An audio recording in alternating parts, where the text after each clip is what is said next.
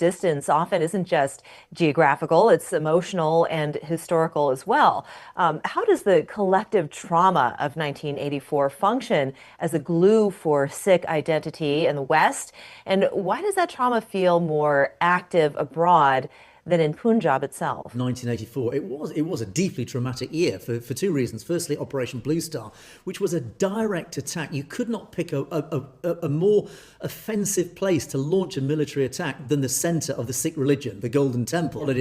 In later in the year, after the assassination of Indira Gandhi, the genocide, that terrible genocide that followed in November, the first few days of November, where tens of thousands of innocent Sikh men, women, and children were literally tortured and murdered. But then what followed? We had a decade and a half of extrajudicial murders, extrajudicial killings of young Sikhs, where the Indian state, the police, were literally taking out young Sikh men into the countryside and murdering them and disappearing them. As a result of that, there's this sort of psychological thing that happened where, of course, their memories of the Punjab are frozen in time. They experienced it, they left Punjab, they came to the democratic free West, and their collective memory is frozen in that time of utter horror, and they will never forget that trauma that still is frozen in their brains.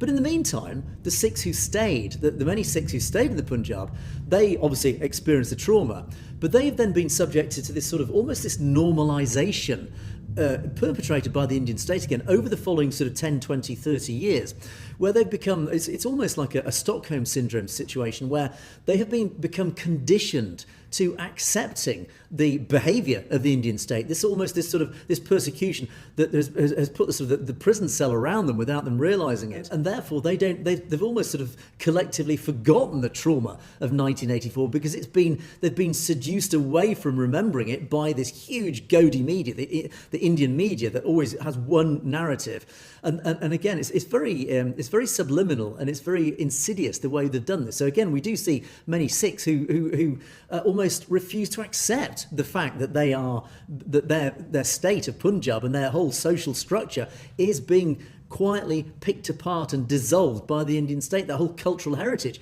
is very slowly but very surely being dissolved by essentially their captors, and that's a sad thing. But ultimately, overall, throughout the Sikh community, I'm not writing off the Sikhs in the Punjab. They're still fighting back, as I talked about earlier.